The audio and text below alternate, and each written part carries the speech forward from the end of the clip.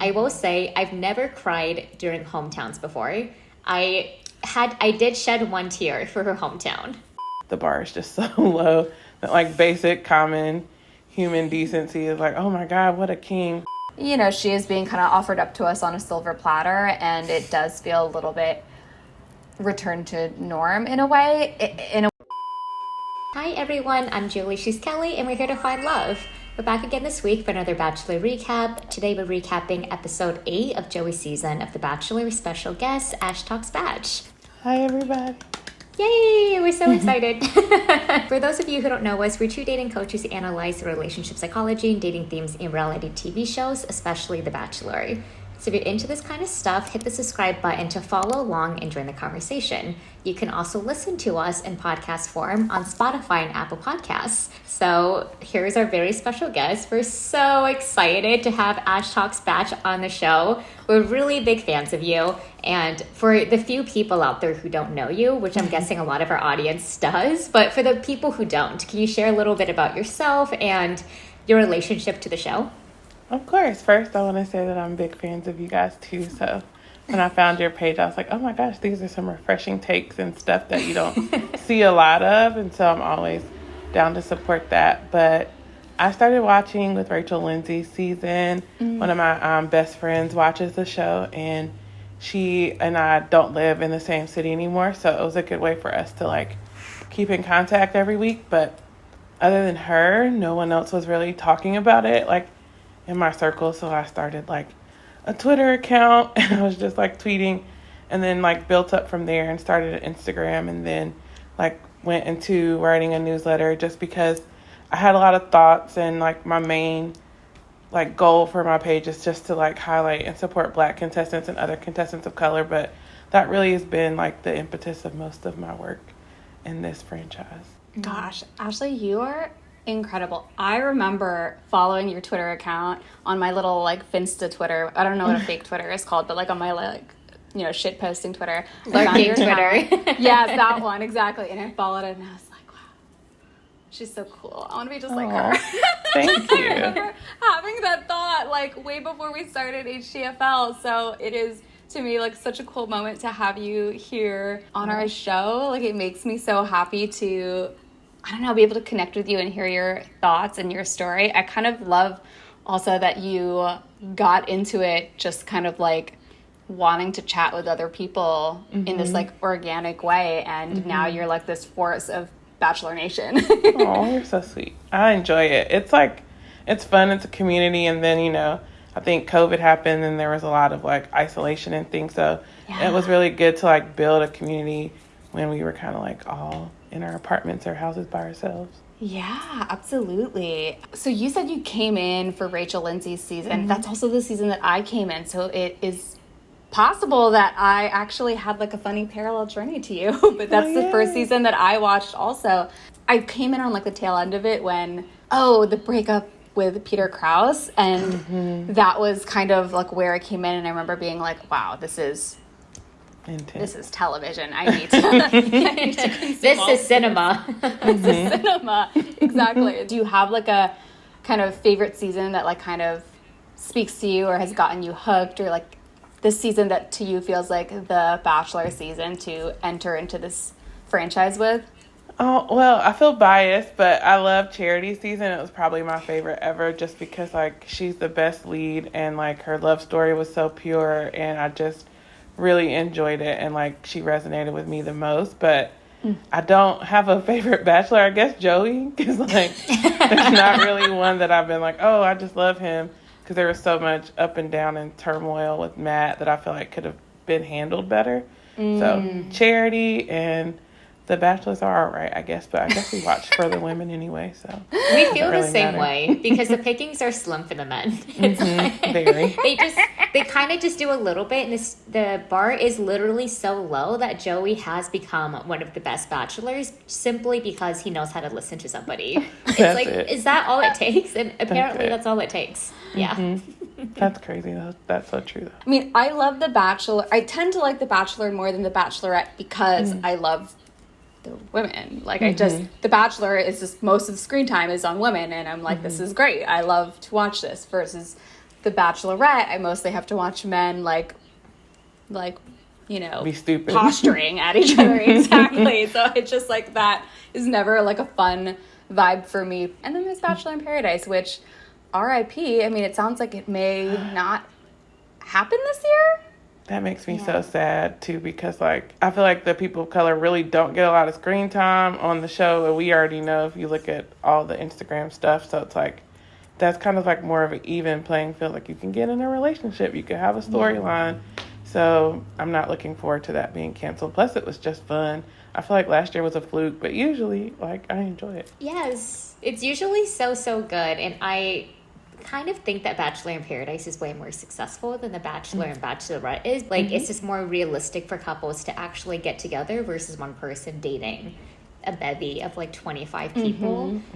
And interestingly, that's one of the reasons why me and Kelly love to analyze the show, because so many people outside of Charity tend not to be good daters, or they just don't really know how to, like, they don't know how to be in healthy relationships or know how to be kind, generous people. Joey is breaking the mold a little bit, but is there any way that you view like love and relationships as depicted in the show, or like how do you typically view it when you're watching The Bachelor, if at all?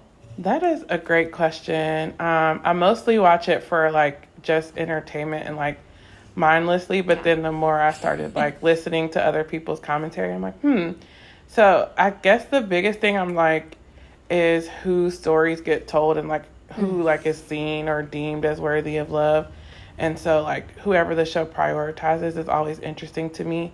But the dynamics of the relationships, it's so formulaic at this point that I usually only really pick up on stuff when the narrative kind of like veers a little bit. So sometimes when there's moments where there's like actually a real conversation, then those moments stick out to me. But for the most part, I wouldn't say it informs how I view dating or relationships, but more it's just like it's a mirror into other people's experiences and lives. So I like it when it's relatable, but also I don't always find like, because of it's an experiment really, like it's not hard. It's hard to like see it and be like, yeah, I connect to that. Yeah, you bring up such a good point, which is that there's like a formula of how everyone dates. This is also why The Bachelor and The Bachelorette like are kind of not so successful in comparison to Bachelor in Paradise. You also get this question of like whose stories get told on The Bachelor and The Bachelorette. It's like very clear who's making it to the end. Like it's kind of an archetype. I guess we'll get into it when we talk about this top four girls. But you're right that this is why losing Bachelor in Paradise is such a loss, because what I love about it is we just get to see all the black and brown folks like having a heyday, and like everyone gets to come on the show and like hang out and like meet cool people who are actually interested in people other than, you know, whatever. You know what I'm saying? Yeah. And so it is so fun to watch Paradise for that reason. And in comparison to the main show, which does have this like kind of fantasy storyline, but it's oriented around one person who, for all intents and purposes, tends to have a pretty, almost always has a pretty narrow taste. Yeah, I agree. I feel like Joey has been more open than previous leads. Like, I have liked watching his journey a little more. It does feel like it's going to end up like in the same track as other journeys that we've seen before, but I will say that he at least appeared more open and like genuinely interested in what the women were having to say. But like you said before, like the bar is just so low that like basic common human decency is like, oh my God, what a king. But I enjoy listening to you all, because then I'm like, you point out stuff that I'm like, oh, I didn't see this dynamic like that, or I hadn't heard it in that way. So I always love listening to experts and like seeing the show from different lenses, because like we're all watching the same thing, but sometimes if you're on Twitter, you're like, did I watch the same episode as these people? Because these takes are so different. So I always like listening to other people's perspectives too. Should we get into the episode recap? Let's jump into it. All right, so the first hometown was with Kelsey, who is, okay, guys, she's my favorite. Like, I'm putting it out there. She's front runner. She would be the absolute best match for Joey. And it's simply because of the fact that she I mean, I think she's really putting herself out there, and she's being so vulnerable. And poor little sweet insecure Joey, that's all he really wants in a match right now. He just wants somebody to go all in, and then for him to be like, okay, finally I can take this step forward now that I know that you have co-opted into this vision that we can see together. And it was really, I mean, I think her hometown was probably one of the sweetest. I will say I've never cried during hometowns before. I did shed one tear for her hometown, which is, and it was when? It was when her dad, when she was sitting on the couch talking with her dad, and she was saying, the kind of love I'm looking for is how you took care of mom when you were really sick, and then you took care of all of us kids, and that's what I'm looking for.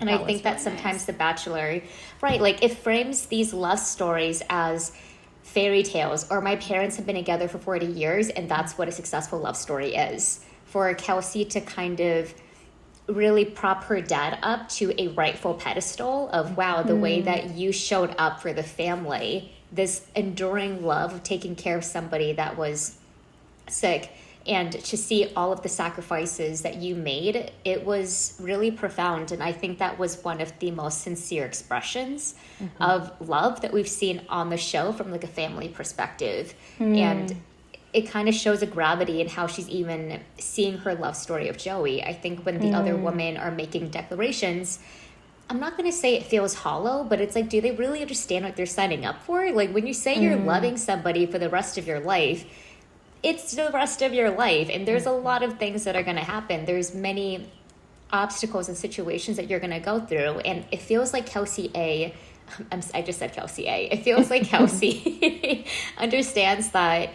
I'm not going to say a little bit more than the other people, because that's not fair to say, because I don't know their family stories, but I will say that is something that she is touching so closely that it makes me think that Joey probably really likes that rawness and softness that she had during hometown. So I loved seeing the butterflies. I loved thinking that the mom was there spiritually. I loved the hot dad. That dad is really hot, like outside, right? He just was really attractive.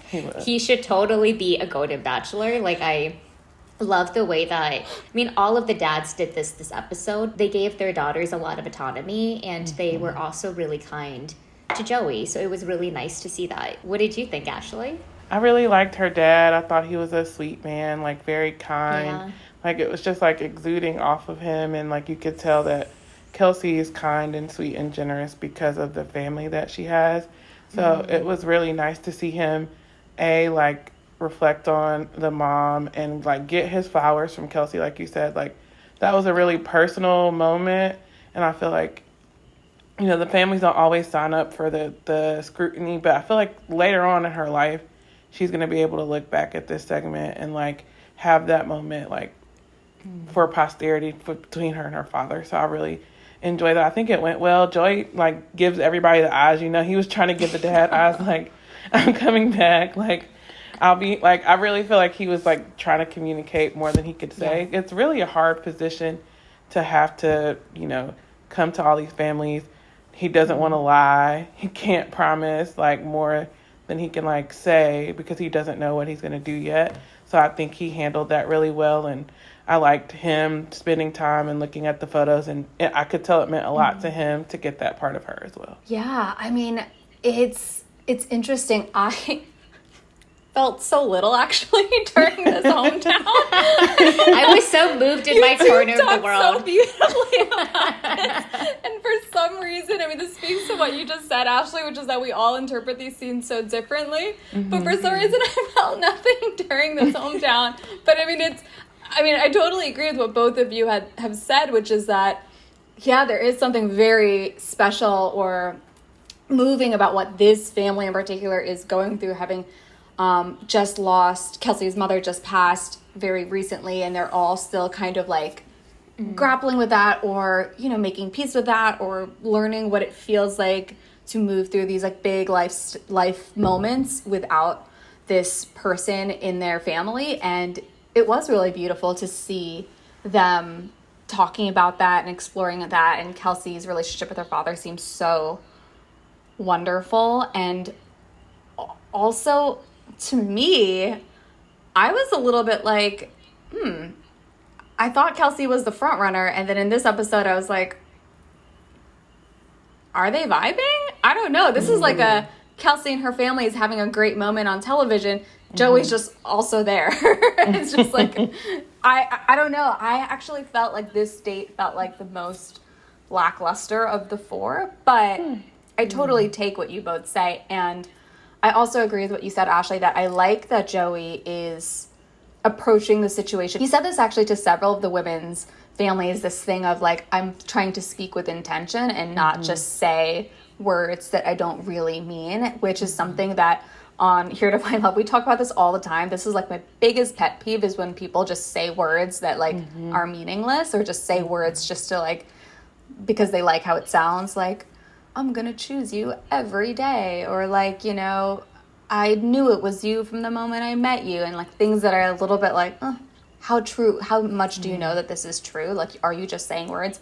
And I love that Joey was very directly like, I'm not going to just say words. I will always really mean anything that I say, and that's why I'm not going to say, like, I'm falling for whoever until I, like, really know it. So I actually really liked that he, and you're right, to say it to the families is even more like, it's a bold move to be like, I can't tell your daughter I'm in love with them, like, because I might be in love with someone else. Like, it's so bold of him to say that to the families. But I even think the families seem to appreciate how intentional he's being with his language. And I think it is a good model for how leads could approach this situation with a lot of like honesty and integrity without downplaying how serious he feels about all the four women. So it was I appreciated Joey, but I didn't feel like, wow, Joey and Kelsey, I'm like vibing on these two. Like, I have felt that way in past episodes, but in this episode I was a little bit like, I feel like all the other girls are kind of running away with it, and Kelsey kind of fell behind to me, but I don't know.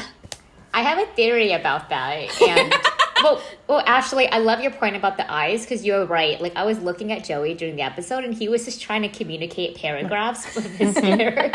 I was like, calm down, like, just say it. Like, you know, he's just like staring at them and just really engaging, which would kind of be jarring for me, being like, what are you trying to say? But with Kelsey, I believe one of the reasons why, I mean, this is something that we talk about on the show a lot.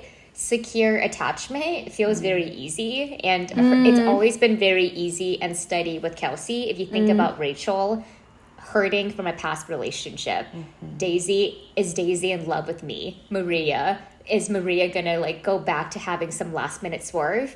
Kelsey is completely steady the entire time. So it did kind of feel like there wasn't anything for him to kind of, it didn't have to have a challenge or a test or some kind of spike for his anxiety in terms of like, ooh, is there an up and down relationship moment, which is exciting, but isn't stimulating in the ways that he's looking for a relationship. Because we've seen he's had that with Maria, and then it hasn't been able to convert into anything, which we'll get to. But for that reason, just because we've seen Joey the entire season just talk about the steadiness that he's looking for in a relationship, it just seems like Kelsey has that. And maybe editing also kind of peeled her back because the other love stories are a little bit more exciting, at least in this episode. Fair. Yeah, because Rachel kind of like pulled ahead last minute, and I was like, whoa, like I was not expecting. She kind of like pulled, like a last minute Hail Mary, and it just really worked. Well, yeah. You know, when you say that about like the steadiness of Kelsey and how like maybe it's like she's boring, but that's okay. It actually reminds me, we were just talking about Charity and Dotton. That was their whole thing throughout the whole season of their story. It was like, nothing's wrong. Like, is that a problem? That there's no issues here? And like, that was like the whole thing of their like beautiful proposal where they were like, sometimes a good thing is just a good thing. And that is exactly like what made their love story so like endearing in the end, to like watch just like two like wonderful people just be in love without the chaos and drama of like whatever the push and pull that you have with Maria or Daisy or whoever. It was just like, no, we just love each other. We just are there. And so maybe that is kind of the Kelsey and Joey story that's unfolding. And another point is that they really haven't as far as I can remember, they haven't had any dates that have been like on a helicopter or super exciting. Like they've always done stuff that's kind of normal. That's and a good so point. I think there's other, like if you look at other seasons, like which contestants were getting those normal dates, like maybe that's part of it. Why I think they can like see themselves maybe in the future together, because it's not all of the fantasy that's so like embedded in the show. Oh my God. That's such a good point, because I think about, I mean, Zach did not have a great season, Zach Shellcross and Katie, but do you remember the furniture boating date? That was it showed so much chemistry between the both of them. And to have a date where you can have that much chemistry with somebody, it does show like, okay, you're both really vibing. Right. So yeah, you're right. Their relationship hasn't even had the huge spikes of adrenaline. And maybe one of the more adventure dates they did was literally their temperatures going down from like a polar plunge. So it wasn't even anything, but it was like super heightened. Yeah, very interesting. Ooh, okay. Y'all gave me a lot to think about regarding these two. I was a little bit of a becoming skeptical, but maybe you're right. It is. Maybe that's the point. So you've heard what we all think about Kelsey and Joey. Clearly, we were a little split on this, but what do you all think about those two thus far? Were you feeling them on their hometown date? Leave some comments down below. Let us know. Yeah, what's your vibe on them? Maybe I'm just wrong. No, I love it. You're just looking for the Maria, Kelly. That's fine. Let's go ahead and talk about Rachel, because this was such a fun hometown. I mean, there was like ups and downs to it, but we gotta just talk about the fact that it was so cute to have like such a Filipino hometown. I was thriving as someone who is Filipino, half Filipino. I was just loving all the little moments of Filipino culture and traditions that were on display and like joyfully on display. They were doing like, I don't know, like the lechon and the manopo and the tinikling. I was like, oh, it's so cute. It made me really happy to see all of these, just all of these moments that are like very typical in like Filipino gatherings. And so it was nice to see them all on the screen. It was also really cute to see the way Joey engaged with them, because you know, we talk a lot about interracial relationships in the context of like the struggles of like, will the families connect and blah, blah, blah. We talk a lot about like the harder parts of interracial relationships and like, how will the couple deal with XYZ? But this is like the fun part of it. It's like taking my like cute little boyfriend who doesn't know anything about my family's like culture and anything about my family's like, you know, just like ways of hanging, and like just showing them the ropes. Like it was really cute that Rachel like sat him down beforehand and was like, let me give you the full briefing of like all the things you have to do and expect. And like Joey was so game for it, and he just really came in and he like went all in. Like someone was like, oh, you have to eat the ear of the pig. He was like, I'm eating this ear immediately. It's happening. Like he was so cute and into it. I just loved seeing the way that he was engaging in this really fun, playful, like, I am a beginner, I don't know anything, I'm just like some white boy coming into your cute little family gathering. And also I'm like gonna be super game, I'm not gonna be weird about it, not gonna be like, I don't know, otherizing or like appropriating or anything. Like I'm just gonna come in and engage, and like, I don't know, it was so sweet. I loved it. This is like the fun parts of like, it's so fun to introduce someone to your culture, and like this was like such a cute example of that. Yeah. And my boyfriend is Filipino, and it was really amazing because his family parties are like that. And when I saw their backyard feast, I was like, I want to be invited to that. It was just super fun. I was like, oh my, the food looked amazing. And Joey eating pig, I'm like, it's so good. I'm actually happy that Joey's had an opportunity to do this once in his life, to eat such an amazing like delicacy in a meal. So it was really cool seeing him interact with the family, and for Filipino culture to be seen, and for him to engage. I mean, I have had family gatherings where I've brought boyfriends along, and before we walk in the door, I'm like, my mom is gonna like have you eat these items. This is the Vietnamese word. This is actually what it means.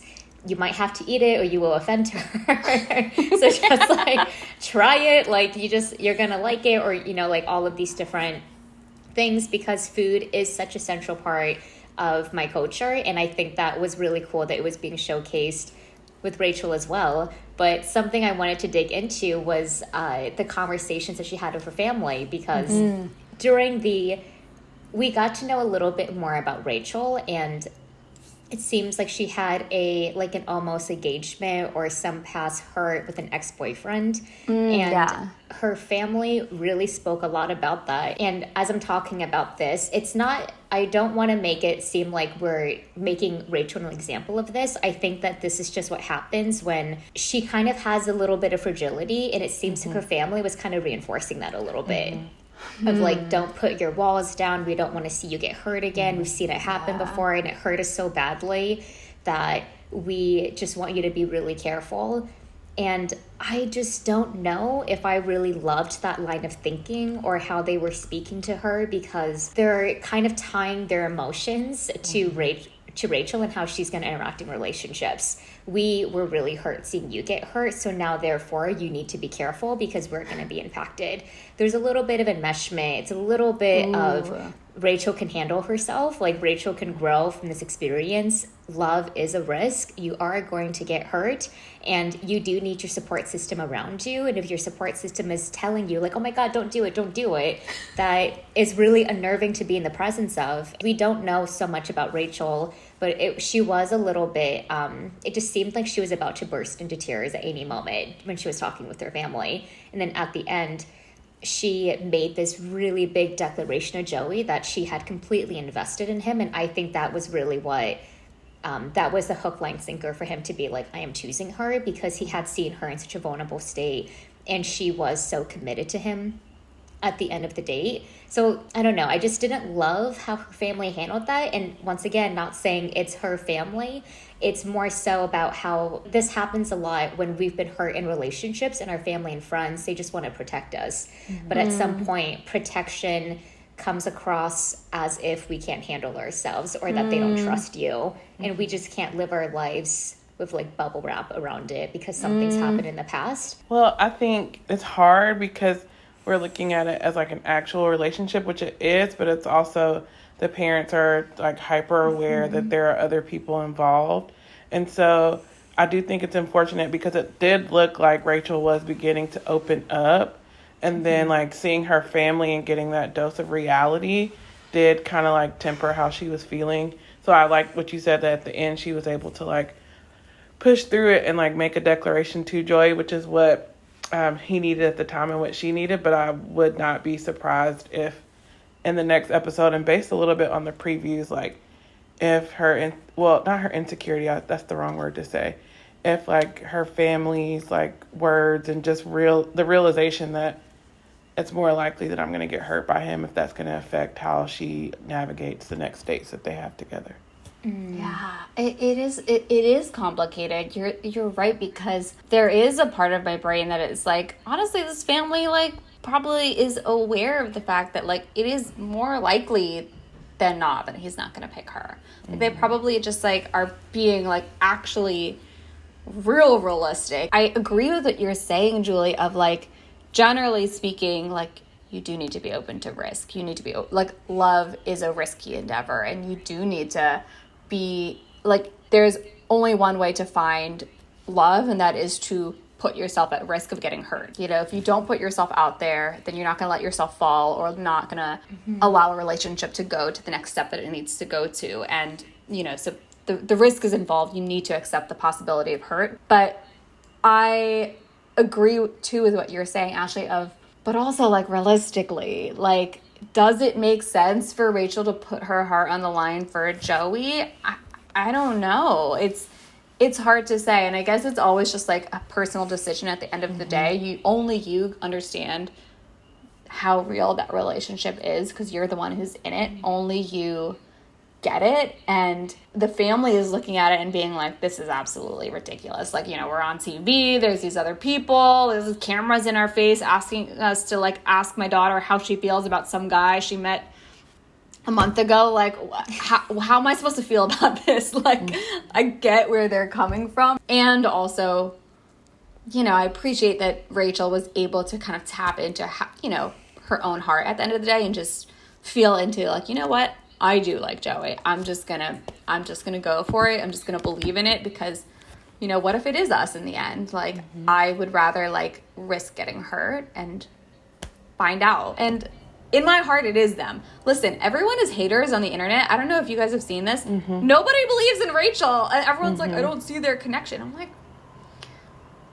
you might need to interrogate why you don't see the connection, because it's definitely there. They definitely like have a vibe. I've been vibing on these two from the beginning, so I'm not actually sure why everyone seemed shocked. Like, this date to me felt so much more real than like Kelsey's date even. I felt like in this date I was like, they seemed like their girlfriend and boyfriend. Like, they seem like they're together, they're a couple. I mean, I totally get what you're saying, and it's, I mean, both of your points are so valid about how they are understanding that they're part of this context of the show. And something we have to remember is that, like, okay, it's a show and then there's a story, and something the story that Joey has subscribed to is that he really wants a partner that has bought into the process of the show and has bought into this idea of a future, which is one of the reasons, to Ashley's point, I don't see her making it far, because he needs somebody to like have, like, to drink the Kool-Aid, for lack of a better word, of like, this is the second time he's been on the show. He believed it could have happened to Charity. He knows it's a reality dating show, and he's on it again because he's looking for a wife. And for all intents and purposes, let's just believe him at his word that he's actually believing he's not going to be an influencer and he's going to find his wife. So if that's what he's doing, then he needs a person to buy into that. And if Rachel's a little too realistic, that's fine, but that might not be exactly what he's looking for. Whereas like a Daisy, even a Maria, even a Kelsey, I think they're a little bit more of like, yeah, this could happen. I'm just going to buy into that. It's like there's two things going on, right? I mean, I guess this is just true in every season, probably every reality TV show, really. It's like there's like the layer, which is what's happening, kind of like the story of the show, and like the degree to which you're buying into it, and the degree to which you really like believe in what's happening there. And in order to play in that space, you kind of do just need to believe it. Like, in order to like make it far on the show, you kind of need to actually buy into it, the whole endeavor. But then there's a second layer, which is like, what is actually happening here? Like, there's these cameras, there's all of this stuff. Can a relationship actually blossom in its process? Especially if I know like the success rates of couples on this show, like how do I interact with it, with all of that kind of like metadata, like also in the picture. And how we understand Rachel and Rachel's family is different depending on which layer you're looking at it in. And that's fair. Poor Rachel, she has both layers that she is experiencing, and then she has to figure out which path is she taking, right? And she's like kind of like straddling those two lines. We can look at it from either end, but she's actually needing to like absorb all of this and make a choice.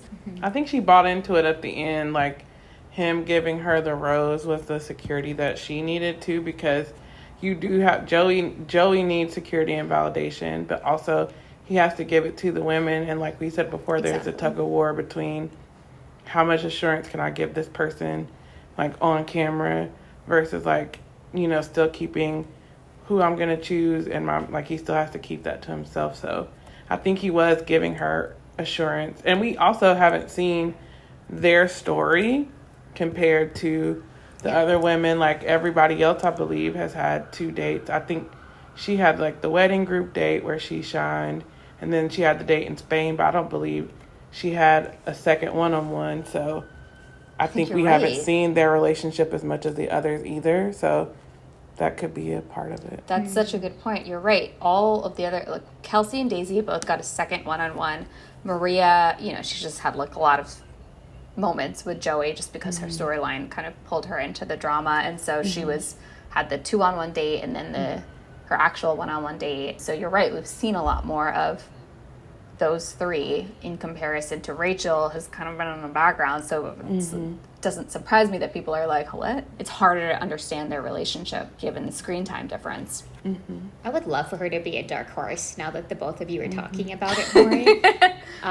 But I think it's like, I just feel like his top 2 is probably like Daisy and Kelsey, which is kind of like what you're saying at the beginning of the episode, Ashley. Like Joey seemed pretty open-minded, and now his path is kind of narrowing down to a pretty traditional bachelor track. Like these 2 girls just seem pretty typical in terms of what other bachelors may have picked in their season. It's just so funny because Joey is a bachelor, he's just such an interesting bachelor because he's needed this kind of validation a lot more than other leads have had. And I think the women are aware of it, but I think they're also just like, whoa, I can't tell who's ahead because Joey, does he treat them the same way that he treats me? And then that gets into their head. So that it's kind of, it backfires a little bit for him because he's so present, but it's like, okay, so I bet he's doing this with everybody. And that's kind of getting in their head. I think he's getting so much validation from the audience that like everyone loves him, but it's kind of weird to see him like be unsure and questioning his connections and like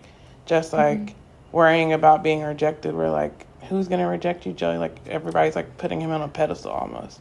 So it's just a weird juxtaposition to watch him struggle and, like, see how people respond to him. And it's such a determining factor for him that it almost wins out chemistry because he has chemistry of so many of them.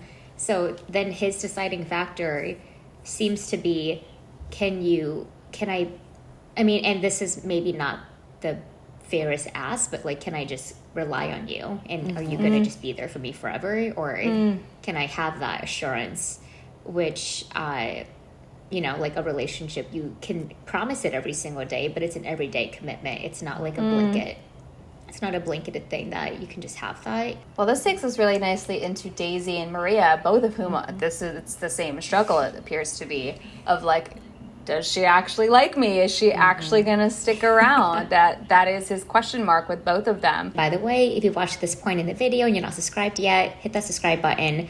We do this every single week and recap every single episode of The Bachelor, The Bachelorette, all of the shows and so on. So please subscribe and follow along. Also, make sure you subscribe and head over to ASH TALKS BACH over on Twitter and IG, all of the places. She has an incredible Substack. Oh my God, there's so many places. We'll leave links in the description as well. So Daisy. I mean, she's the one who everyone thinks Joey's gonna pick in the end. And also I think is becoming a little bit more of a controversial figure. I think people are starting to question their relationship a little bit. And now there's this tension between the people who like really think that she is the one and then the people who are like starting to feel a little more iffy about their relationship. I think Julie and I are falling into the iffy camp. Where are you, Ashley? I'm in the iffy camp too, just because like first I want to say I know that she's had a really traumatic experience and like going through her hearing loss is something that is like something she's spoken about a lot, and I know it's been a challenge for her. And I think because of that, I think even in her date, she mentioned like a year ago she wouldn't have been able to do this. I feel like a lot of that has kind of like held her back. And I'm 36, so I don't mind telling my age. I feel like she's a little young. She just feels immature to me a little bit, and not even in a way that she's acting immaturely, but just that, she's had it's like interesting because she's had like a real life experience that a lot of people will never go through throughout their entire lives, but at the same time she just feels like she has so much life left to live. And it just seems like she was like looking to her parents for like what to do or what to say. Like as a teacher, I felt like I was watching like a parent conference when they're like trying to get the kid to like, well, what's the problem? Like, let's get into it. So it felt a little bit like that to me. And again, like, I get her parents need to protect her. It just all felt a little juvenile. And I feel like, especially when I think Rachel's like 25. Her and Daisy might be the same age. I need to check on that. I can't even believe that. But it doesn't feel like it. Astounding to me. Doesn't feel the same at all. Yeah. So I just think she's a little young and has like a lot of life left to live. So I do think it's like, is she at the place, like she's had a really traumatic experience and she needs to like live and just have fun. And I don't know if it's like, do you want to be in a committed, serious like relationship going towards a marriage? It doesn't feel like she's at that stage in her life. Okay. I had such a similar take to you, Ashley, in this date. Funnily enough, I also was thinking that she seemed so kind of like new to this type of connection, or maybe like this type of experience. I mean, obviously it's new to everyone who's on this reality show, but I have been feeling that maybe it has to do with the fact that her you know, disability, her new disability status, and all of the health struggles she went through with her Lyme, all of that stuff is pretty recent. She said it like a year ago she wouldn't be able to do this. Like, that is very dramatic to go from being like in this almost like life or death state. I don't know where my life is going, if I'm going to, I don't know what's going to happen to me. And then I have this hearing loss that I am learning to live with. My health is finally kind of back and stable. I'm able to be on this television show, this like extreme experience. I'm able to do this, but it's still so new and such a drastic difference from, it sounds like, where she was just like a year or two ago. And it felt to me like she's almost like still coming to terms with all of that, and kind of coming to terms with what it means to maybe like date with her new disability, or like, it's like she's both trying to like remember her own worth, but then also like giving herself the space to like be frivolous. Like, she said this thing to her dad and her other family members, this thing of like, every day I wake up healthy, like that's so amazing that I can wake up and be healthy. So like, if a boy doesn't like me, who cares? Like, she said something to that effect, which made me think like, it's almost like she went through something so intense. So it's like, maybe she feels like, how could I care about something so silly like a boy or like dating? Like, my mind was focused on life or death, that it feels like almost like weird to like focus on these like normal life things. And like, that was the sense that I was getting from her. And I mean, I would be very curious to hear from the disability community if there is maybe like resonance with this, of like what the dating experience feels like in terms of like acquiring a new disability status or going through this huge health challenge and then trying to do things that are normal life things, like what your peers are doing, and like maybe that feels particularly hard to step into. Because I had that same feeling, Ashley. It felt like it was all felt so new to her in a way that wasn't a bad thing, but it just felt like Joey just feels like maybe just like the first step into the, like, her dipping her toes in, but is he the one for her? I don't know. It just feels too new to really say that, if that makes sense. He's like the one to many ones that she's going to meet, because it's almost like she has this new identity with her disability. And something I was thinking about when you were both speaking was when she was hearing her brother talk, and she was like, oh, this is the first time that it's matching how I used to hear you talk. And it just kind of, there's a little bit of that newness of how she's seeing the world, of, wow, like, I'm hearing things the way that I used to hear things again. I'm dating, but I'm dating now with like my disability, and this is affecting my life, and I went through something so big and I'm still grasping it. It doesn't feel like she's ready to get married. It feels like she's ready to just get into a relationship with somebody, which is a little bit different than what the show has set up for her. And meanwhile, producers are like, are you in love with him? Exactly. And even her holding back, interestingly enough, is one of the reasons why Joey is captivated. We spoke about this in last week's episode, but there's a little bit of this worth thing of, why don't you want to be with me? Like, what am I, like, you want that validation even more when somebody isn't giving it to you, especially someone as sweet and beguiling as Daisy. So there was a little bit of validation that he received from Daisy, and I think he was so excited that he was like, he reciprocated. I think she was the only one where he was like, I feel the exact same way. And then she was the one that got the first rose. But I'm like, I don't see this between the both of you. They don't seem like they really match, and I don't see their chemistry really there. It just seems like he's protecting her. I don't know how to describe it, but there's a little bit of this protection that I feel from Joey versus, I'm going to make you my wife, you know? I mean, and the truth is, like, there's like stuff coming out about Daisy now that like she's conservative. I think I heard that she's like a Trump supporter. I don't know how true or not true all this information is, but that's kind of what's coming out, and I'm pretty sure Joey is liberal. So I mean, there is also I think, again, this is all just conjecture of like, maybe just written between the lines, but like it does seem like there's a lot about them that feels, there's so many things about them that feels like not the best fit. But I think, she was the first date. Joey's a very empathetic person, so I feel like it was just a very strong connection. And then, like you said, the little bit of trepidation that he had. Like, men, anyone, women and men still want the chase. So he's a little bit like, I have their connection was ahead enough that the security of, like, the lack of security, he still wanted to, like, see, like you said, why doesn't she reciprocate it? And it just, again, she's at the beginning of all these new life experiences, and he's, like, a little more settled. And I just think they're, and in addition to everything else that you outlined, because of his White House visit and all of that, it does seem like a mismatch. But I still think he has a lot of love for her, and I think she wants to have a lot of love for him. Like, when she was speaking, like, I could tell that she believed or what she was saying, but I don't know if she really, like, genuinely felt it. And that's a really interesting distinction too. It's almost like maybe she, like, wants it. It's like she likes Joey enough, and she kind of likes the idea of, like, having it all work out.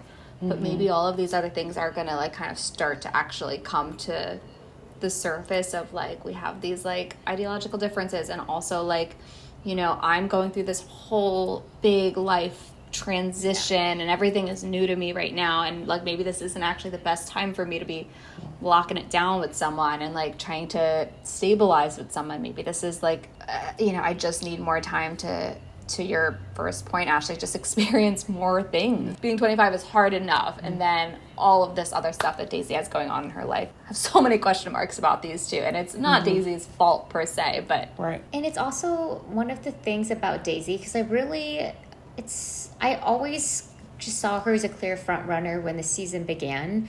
But as the show goes on a little bit more, I mean, production has a budget for Daisy.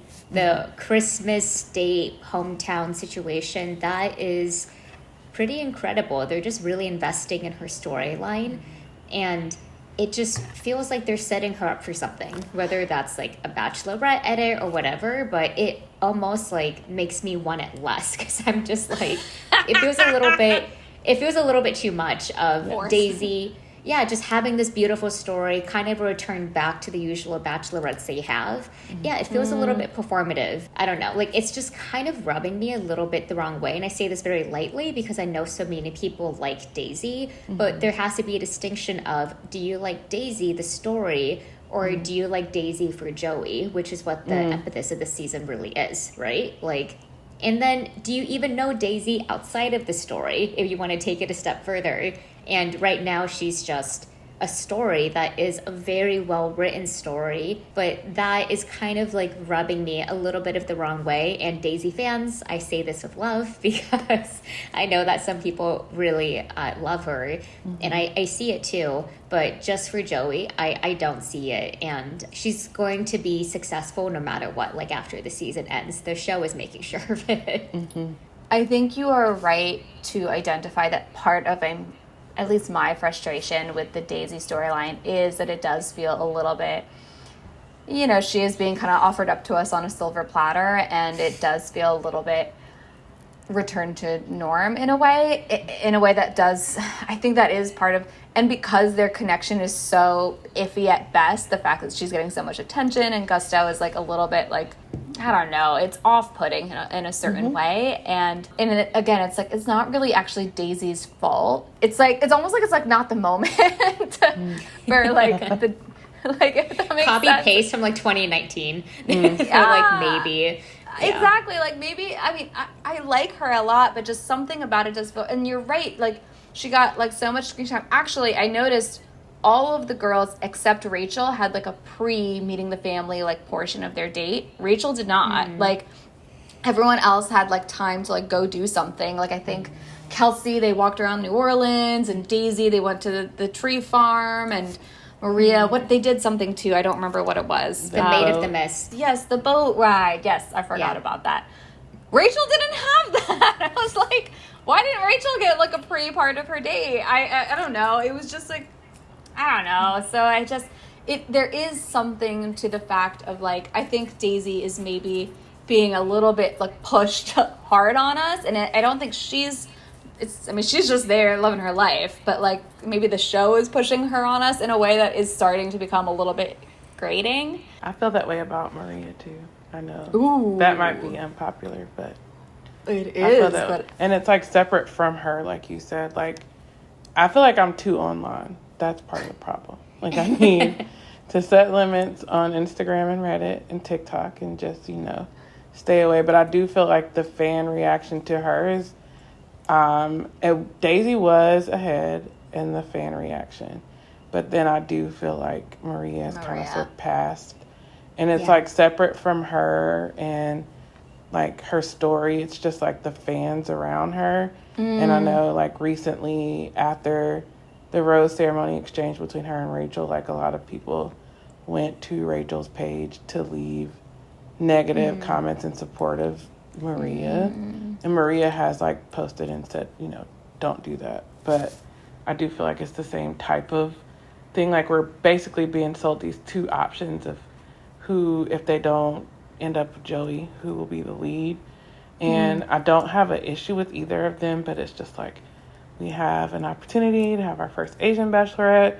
We have an opportunity to have so many other people. So it's just like every time there's actually a choice to make a diverse or different choice than the norm, like there's always a fave that gets in the way and people forget that, we want to make progress.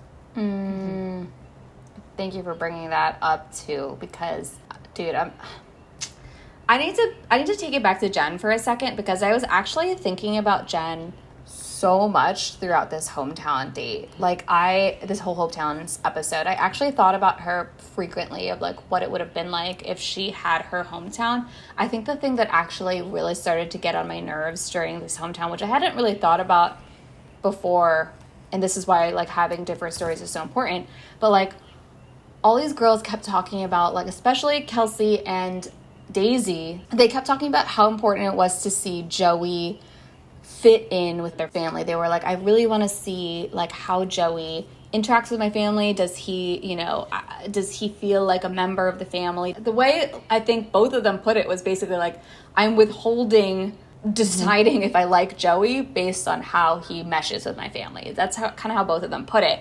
And I kept thinking back to Jenn, where it was like, that would not even be a conversation. Joey would not fit in with Jenn's family, and Jenn said that to him. An interracial relationship, and especially one where our cultures are so different, that's not what this is about. And it's going to be about, something else. I want you to meet, see where I'm from, or, et cetera, but it's not going to be about you fitting in. So hearing Daisy and Kelsey talking about that, like, incessantly throughout the episode did actually make me, like, reminded me of just, like, the format of hometowns is so, there is a racialized aspect of it. There is a homogeneity really to like the types of families that we get to see. And of course, like Rachel's the exception in this hometown episode, and Rachel did also talk about wanting to see Joey fit in, but there was something that like I think started to like just remind me of like, wow, we really just see like the same story told over and over and over. And like the conversations that Kelsey and Daisy are having with their family, it's like how different would our conversation have been if it was Jenn, and like what a loss it was to not get that story told, and like how much that would have shifted the entire conversation of this whole episode. Because I bet you money that like if Jenn was there talking about like that experience of like, introducing her like white boyfriend to her family, I bet you they wouldn't have even included some of the lines that Kelsey and Daisy were saying about like, oh, it's so exciting to see Joey fit in with my family. I bet they wouldn't have included that because it would be so obvious how much that is tied to like my white boyfriend with my white family. I care a lot about seeing how much there is a mesh of that nature. And like, so anyways, all to say like the representation is so important and the diversification of stories is so important. And I feel Jenn's loss every day. Yeah, it was really sad not to see Jenn make it to hometown. I don't know how The Bachelor would have even been able to have edited her, because they may have made it seem like a tragedy of some kind, and it's not a tragedy. It's just the norm of what it's like for first-gen immigrant people to date, where parents may not totally understand, but it's a process. Because just because your family doesn't get it at first blush doesn't mean that you're outcasted and you're never accepted. Like, there is a relationship that builds, there is understanding that bridges, there is more that happens, but it's a slower development. And the show I don't know if they would have handled it with the delicacy that it demanded or the cultural understanding that it needed, because I agree that when Kelsey A and Daisy was like, oh, my family means a lot. From my perspective, family also means a lot. And if my family didn't like my boyfriend, I would also take that into consideration of like, why don't you like them? So I totally understand that. But then there's more to be delved into in terms of like, okay, this is how my mom and dad interact. Maybe they don't even speak English very well. So then there is just so much more to navigate that the show could have really gotten into. But even Maria's Greek Italian, and then there was mafia music playing over her dad. They were making him a trope. Yeah, I didn't know what to do with that. I saw a lot of people on Twitter being like, haha, this is so funny. But I didn't know how to react. I was a little bit like, I don't know, what am I supposed to feel about this? Exactly. And Rachel and Brian's season, they just played all of that saucy music whenever he spoke, and then that made him seem machismo and suave, which kind of, was a stereotype that followed him. So to that end, I'm a little bit... The show doesn't seem like it's still set up to welcome a monoracial Asian to be the lead, because they're still doing little things like this. So imagine how they could even handle her story. And as a Vietnamese... Right? Like, as a Vietnamese person, I wouldn't want somebody to see her going to hometowns and be like, oh, that's so sad. Oh, her parents don't get it. Because it's nothing, it's not different. It's just that experience. Because even if my family, maybe they didn't understand some of my partners, but they always came around if they liked them. So it's not something for someone to...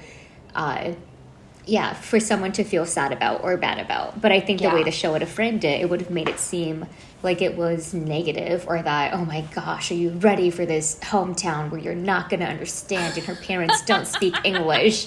Like they would have made it like that. And that is honestly just not the right way to like handle that kind of situation. It's really interesting to think about it from the lens of like, it's like, I want to push the show to just like get there and figure it the fuck out. And also there's like this like deep fear of like, what is this? What will this be like? Like, how are they going to do it? Are they well, with Matt James this season, if that's any indication, not well. So, but they have new leadership. So, as long as they have people in the room who can speak to the experiences, like I feel like no one, if they actually understood, would let some of the stuff that has happened on the show. But you just have to have the right people in the room. And so we don't know if that's the case.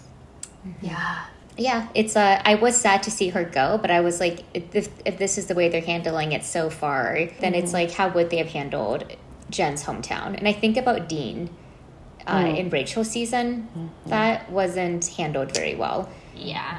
That was handled very badly. And Dean was white. It was just like his dad was religious, so that was a little bit hard to see on TV as well. Gosh, wow. Okay, this is a whole tangent, but I'm glad we got into it because... Yeah, I think that there's just all the feelings that start to like bubble up with all of these like little moments. Like I think this is the kind of stuff that it's kind of like the subtext, the underneath like the story of what we're seeing. Like this is all like these are the feelings that are coming through. So I'm glad we're having these conversations. So then the last hometown was with Maria, which was in Niagara Falls, Canada. I've been on the Maid of the Mist, love it. I think it's like a really cute thing that she did. She had that like Canadian maple whiskey. He did some flips on a boat. Like it was cute to see them together. And we did see at the end of the episode he sent her home, and I liked his reasoning for it in terms of him feeling like it would be dishonest to have moved forward with her when he had so many doubts. And I noticed this about Maria this episode. She just seemed a little bit like she was on her best behavior because she knew that she had kind of pushed Joey around a little bit.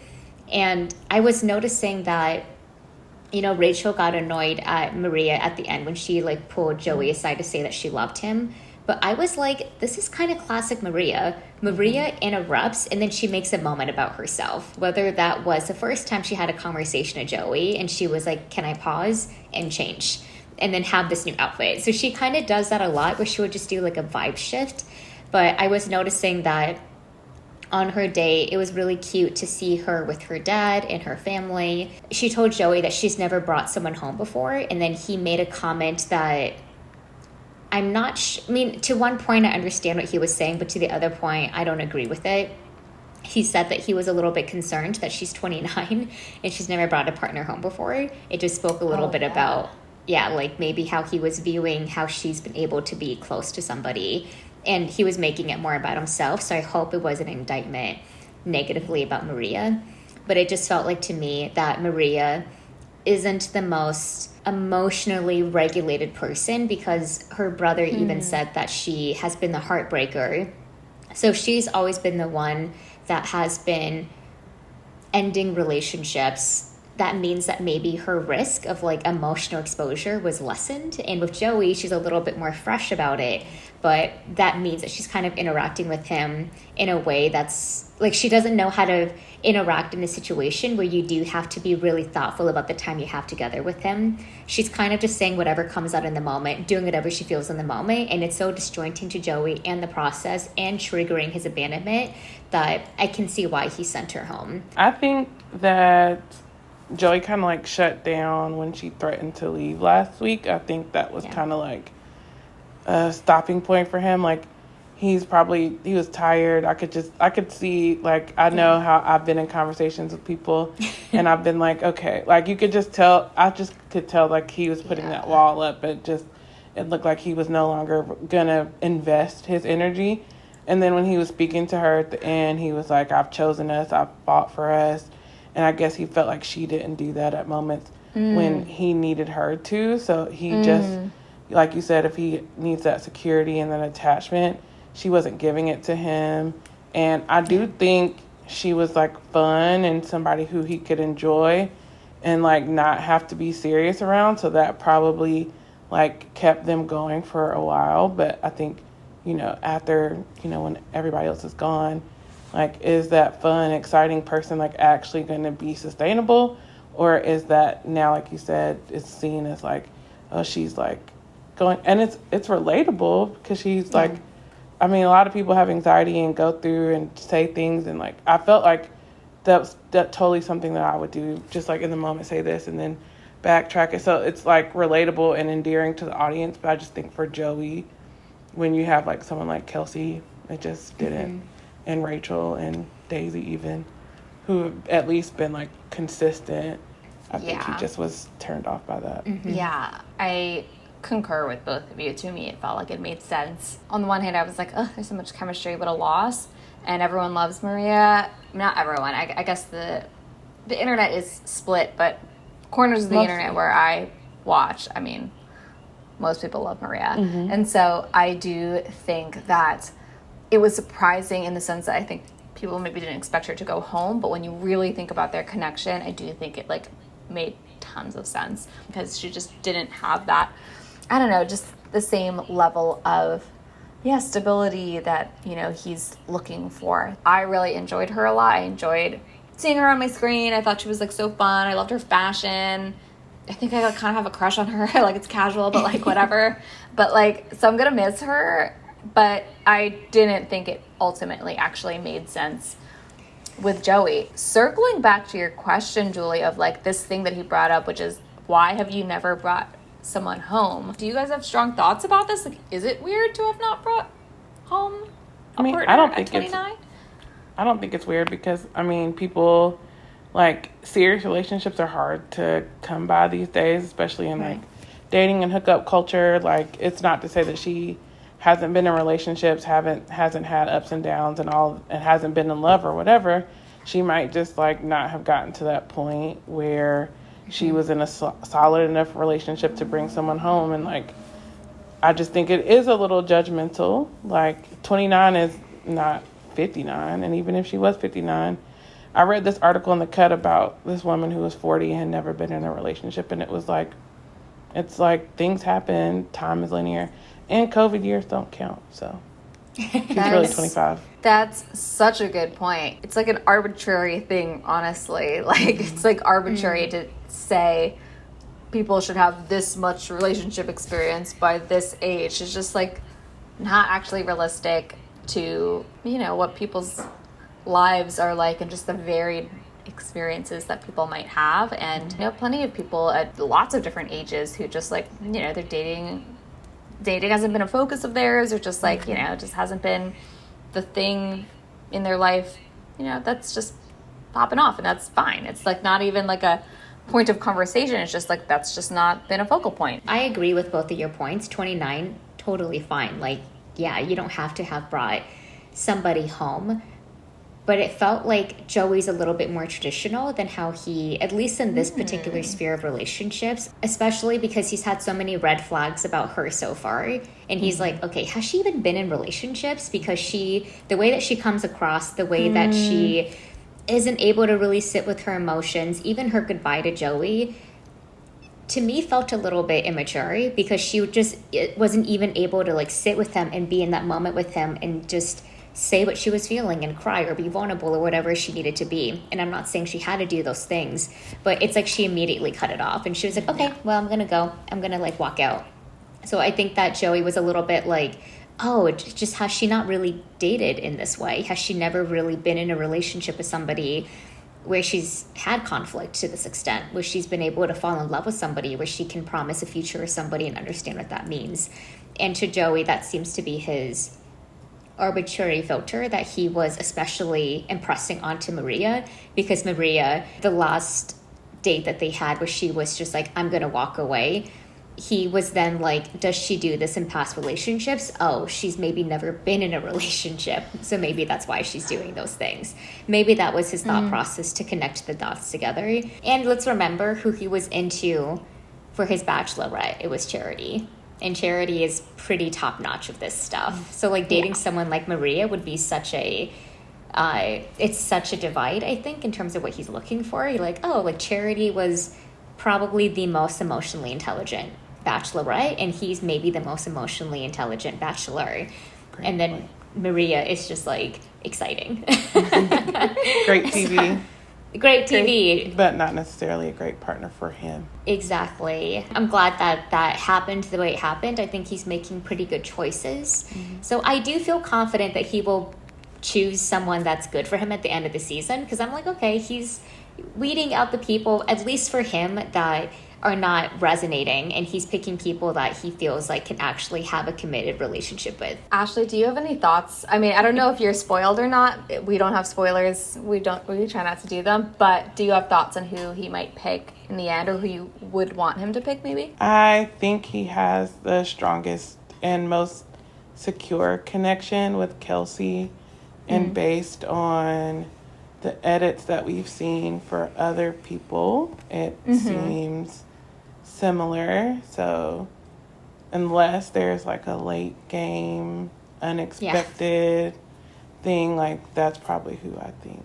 Kelly? The edit analysis is very interesting. I did have the thought of like, it seems like there's this whole like letter writing stuff in the preview, like someone writes a letter to Joey that's like, we need to talk, and they're kind of making it seem like it's Daisy, and I'm assuming it's Daisy who does it, but I don't know, I have no idea. I still kind of think it'll be her, because the story is like starting, now that Maria's gone, the story has revolved around Maria, and now it's starting to revolve around Daisy, but I don't know, I haven't closely analyzed the way that the show edits its winners, so I still feel like it's Daisy, not because I think they have a good connection though, just because she fits the mold a little bit. Let us know down below, who do you all see with Joey? Who do you think Joey is gonna end up with or should end up with? Let us know down below in the comments. We'll keep the conversation going.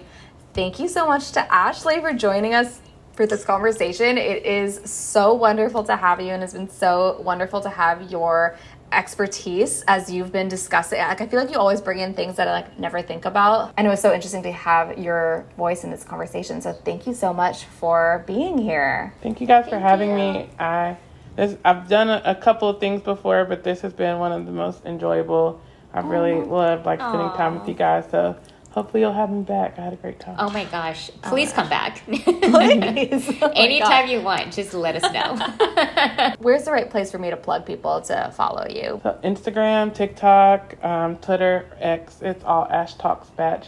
Maybe I'll get the courage. This wasn't that bad to do a YouTube channel, but so far that's where you can find me. And I do have a Substack. Maybe I'll write something soon. Maybe at the end of the season, because at this point, it's like almost It's almost done. It's almost done. Yeah. Anyways, Follow if you aren't followed, subscribe if you aren't subscribed, and we will see you all next week.